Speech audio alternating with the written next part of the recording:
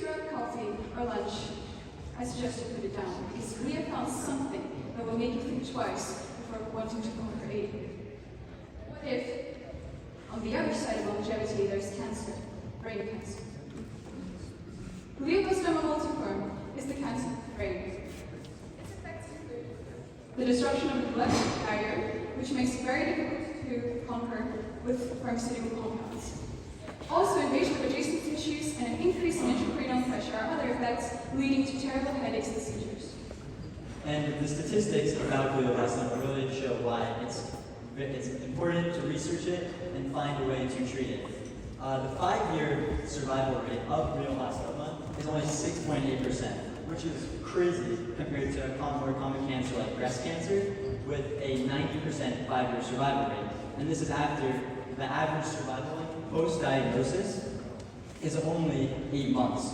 And you can see on the fMRI image on the right-hand side of the screen that the tumor not only affects where it is in the brain, it changes the whole entire structure of the brain. Glioblastoma, unlike many other cancers, has a normal distribution when it comes to age. As you can see, the peak of glioblastoma incidence is from 41 to 50 years of age, and then the incidence decreases. However, most cancers peak at 50 to 70 years of age.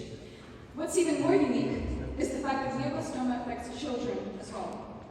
You would find breast carcinoma in a young teenager, but glioblastoma affects a shocking 36,000 pediatric cases per year.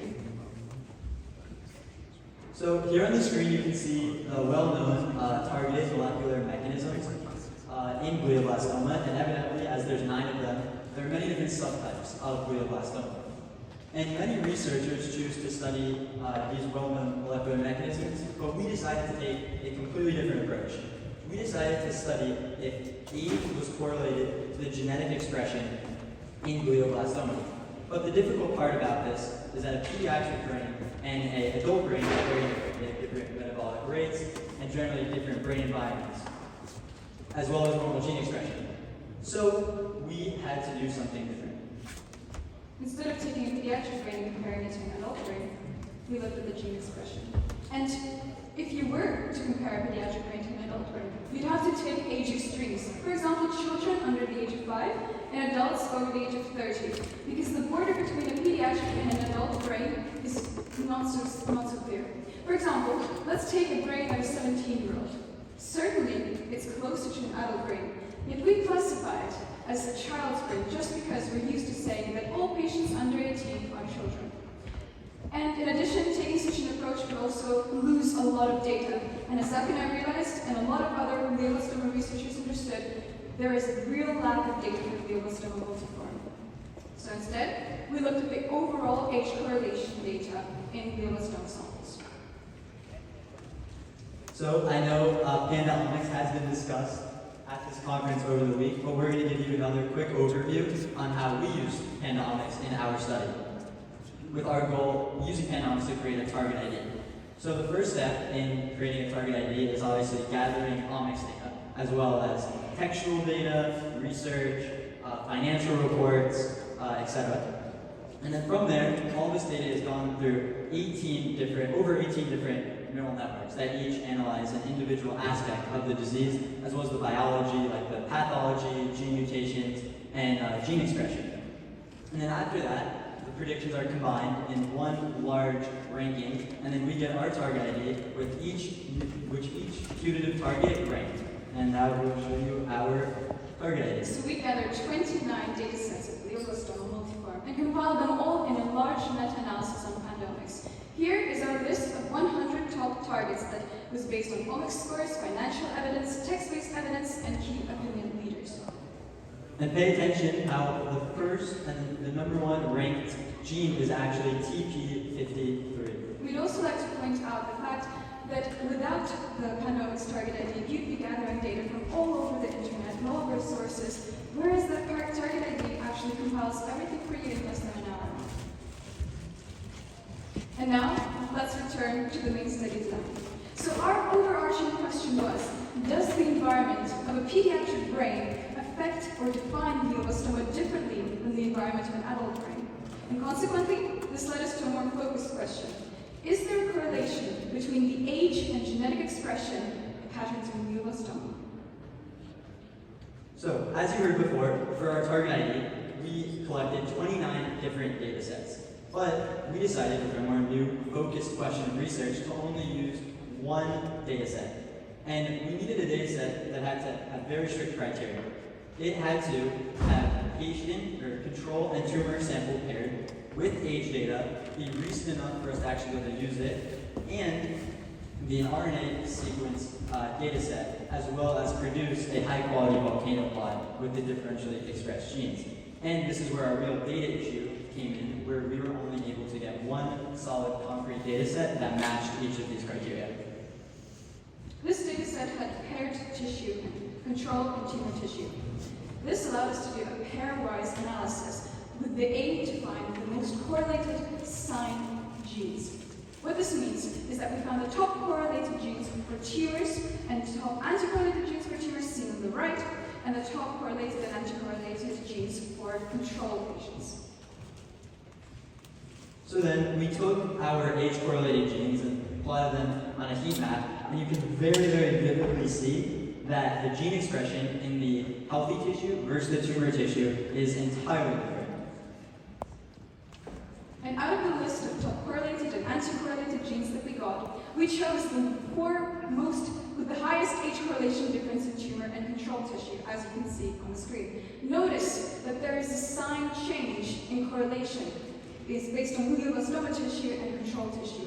So WAM and IRF3 are the two genes that were positively correlated with glioblastoma tissue and age, and those were also negatively correlated with control tissue.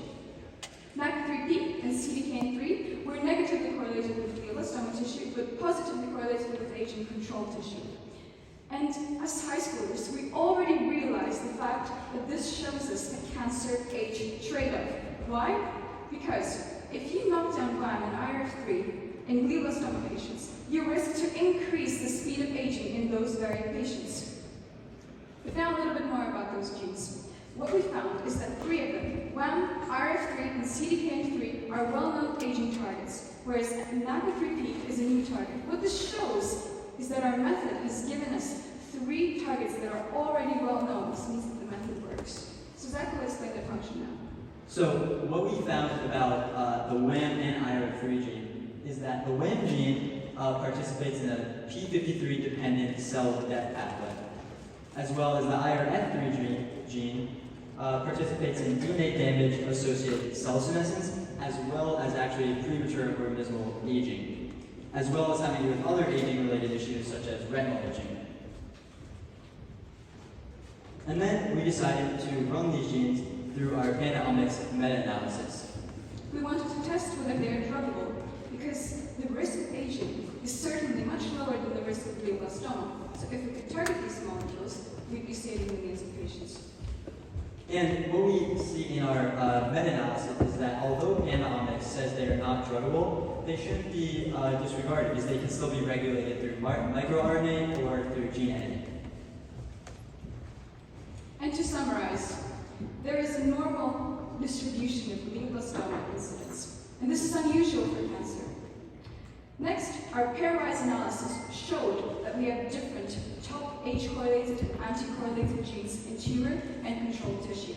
And finally, we found four genes, NAC3P, CDKN3, IRF3, and WAM, which have the largest age correlation difference in tumors and controls. And we want to have you focus on those four genes because two of them are completely new targets from the perspective of glioblastoma, NAC3P and WAM. NAC3P is also new from the aging perspective, whereas the other two genes are well known in both the aging and cancer world.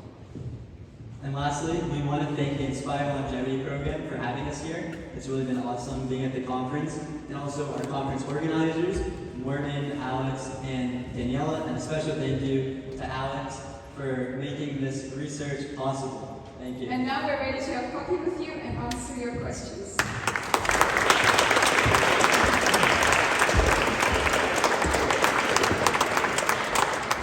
If you have any questions, maybe I can ask a question.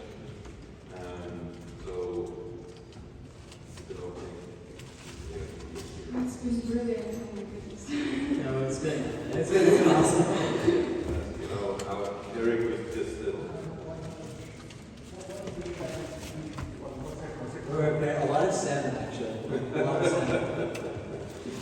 was just saying that this is the best part of the meeting, and we were discussing what we were doing when we were doing, which was not this. But this is amazing. You guys are fantastic. Thank you so much for coming and for the meeting. And this is, spearheaded by Alex. I'm just taking credit for Alex. Actually, your idea. So this is Alex. Yeah, I must say that this guy is like 16. Okay? Well, 16, 17. I remember what I was doing when I was 16, 17. I couldn't present in English because I didn't speak it.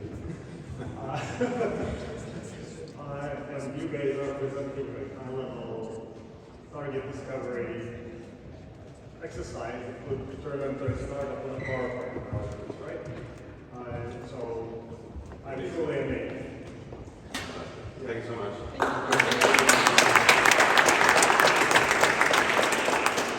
You guys are wonderful, and also both of you for putting this together. I'm reaching out on behalf of Lifespan.io, and a lot of students that reach out to us all the time saying, how do we get involved? What do we do? And so I would love to learn more and figure out how we can augment and work with you guys and distribute this a bit more. So congratulations, and you guys for putting this together for the students. Thank you. So yeah, the personal plans next year.